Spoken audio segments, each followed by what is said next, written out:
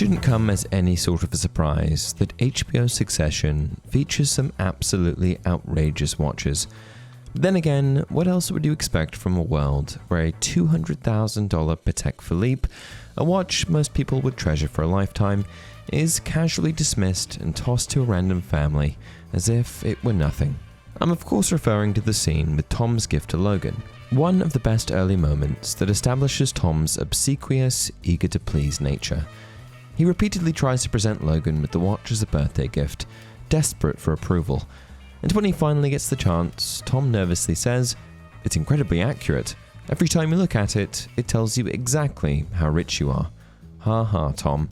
Since there are a ton of watches featured in the show, I'm sure there will be many more parts to this video series.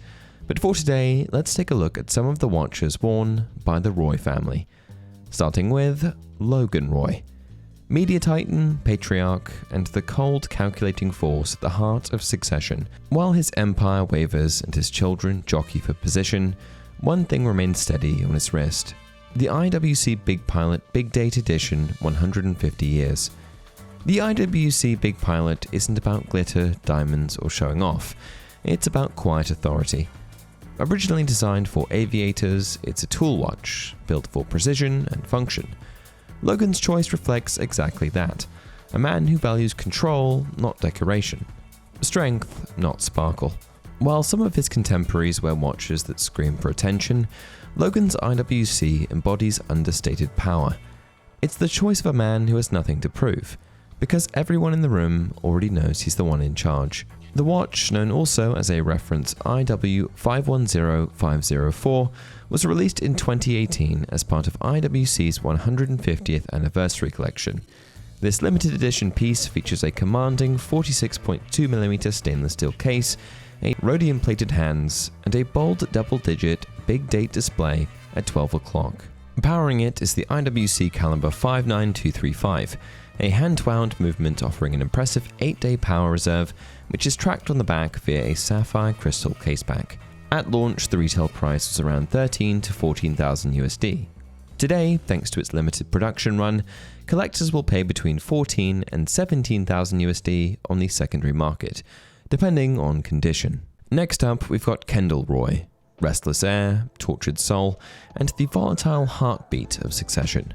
While his father Logan exudes old-school authority, Kendall is cut from a different cloth. A man constantly chasing relevance, validation, and edge. And though Kendall wears a lot of watches throughout the series, today we're focusing on one of his most talked about pieces, the Patek Philippe Nautilus 5711. The Nautilus isn't just a luxury watch, it's the luxury sports watch, an icon of modern wealth, status, and cultural capital. Originally designed by the legendary Gerald Genter, the Nautilus has long been associated with the ultra-rich who want to signal sophistication without shouting. In the last 5 years or so, this watch has exploded in popularity. For Kendall, the 5711 isn't just a timepiece, it's a statement. It reflects his desperate need to prove that he's a cutting-edge player with taste, style, and vision. While Logan's IWC speaks to quiet, confident control, Kendall's Patek whispers something more fragile. I'm winning, right? The exact watch is the Nautilus reference 5711 1A010, the classic stainless steel model with a 40mm case, signature porthole-shaped bezel, and a striking blue horizontal embossed dial. Inside beats the Patek Philippe caliber 324 SC, an ultra-thin automatic movement with a date function and sweeping seconds. It comes on an integrated steel bracelet, and the mix of polished and brushed surfaces give the watch its legendary sporty elegant vibe. When it was still in production, the retail price for the Nautilus 5711 hovered around $30,000 USD, but good luck finding one at retail. Thanks to explosive demand, these watches often traded on the secondary market for $120,000 to $150,000 USD, sometimes even more depending on condition, papers, and timing. Patek eventually discontinued the 5711 in 2021, making it even more of a status grail, a symbol not just of wealth, but of access. Next up, we've got Roman Roy, sharp-tongued, irreverent, and the wild card of the Roy family. While his siblings fight to prove their competence or dominance, Roman floats between charm and chaos, never quite taking things seriously, at least on the surface. And when it comes to watches, Roman's choice might surprise you. Unlike his brother Kendall's ultra-hyped Patek, Roman wears something far more understated, a Rolex Datejust on an oyster bracelet with a smooth bezel. And while the Rolex Datejust is one of the most recognizable watch designs in the world, it's worth noting that Roman's version is fairly stripped down.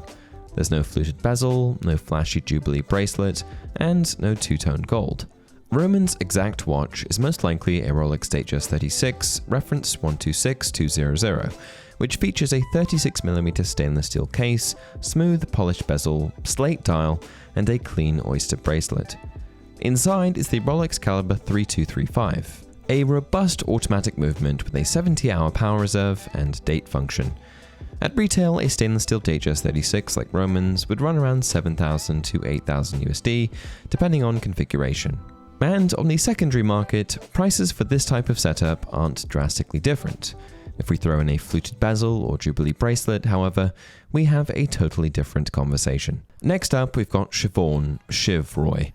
Sharp, ambitious, and arguably the most cutthroat of the Roy siblings.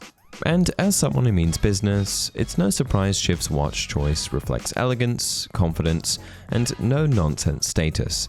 The Cartier Pantair. The Cartier Pantair isn't just a beautiful piece of jewelry, it's also a symbol of refined power. She wears it in both gold and stainless steel, switching between them across different Succession episodes, always matching the occasion but never straying from her signature look. Quartz-driven, the Pantair is a practical choice, reliable, precise, and quietly luxurious. It's not loud or particularly attention-grabbing, but it is a statement. The exact watch is the Pantair de Cartier, most likely the small or medium model, featuring either the 18-karat yellow gold or stainless steel case, depending on which one she's wearing, linked bracelet, and classic square bezel with Cartier's signature Roman numeral dial. Inside is a quartz movement, offering accurate, low-maintenance timekeeping, perfect for someone like Shiv, who's too busy maneuvering corporate boardrooms and family betrayals to worry about winding her watch. At retail, a gold Cartier Pantair in small or medium size runs between $23,000 and $32,000 USD, depending on metal and configuration. And while that's quite a price tag, the stainless steel versions, by contrast, are significantly more accessible, typically retailing around $4,500 to $6,000 USD. Finally, we've got Connor Roy, the eldest Roy sibling, political hopeful and eternal outsider in the family's brutal succession games. Unlike his siblings, Connor isn't spotted wearing a wide range of luxury watches throughout the series, but when he is seen wearing one, it's an interesting choice in what appears to be a vintage Brightling Bentley, a bold, oversized piece in 18-karat yellow gold. The Brightling Bentley is a very different kind of statement from the watches worn by his siblings. While Kendall, Shiv, and Roman all lean toward modern, sleek, or refined pieces, Connor's watch is large, vintage, and attention-grabbing, much like his personality. With its hefty 48mm case and yellow gold construction, this isn't a subtle watch, and maybe that's why it fits. Connor is the sibling who constantly tries and often fails to be taken seriously, whether it's in love, business, or politics. His choice of a big, flashy vintage Breitling could reflect that same need to project importance, even when the world isn't always watching. The exact watch appears to be a reference K44362, a 48mm chronograph crafted in 18-karat yellow gold with a distinctive rider tab bezel, chronograph subdials, and bold dial markings. Inside beats a Brightling Caliber 13, an automatic chronograph movement with a 42-hour power reserve, date function, and robust build. When new, an 18-karat gold Brightling Bentley like Connor's would have retailed around $20,000 to $25,000 USD, depending on configuration. Today, on the secondary market, prices generally fall in the $15,000 to $18,000 range. Anyway, that's it for today's video. Did you spot all of these watches in the show? And what show do you want me to do next? Let me know in the comments. Until next time, thanks for checking out the watch list.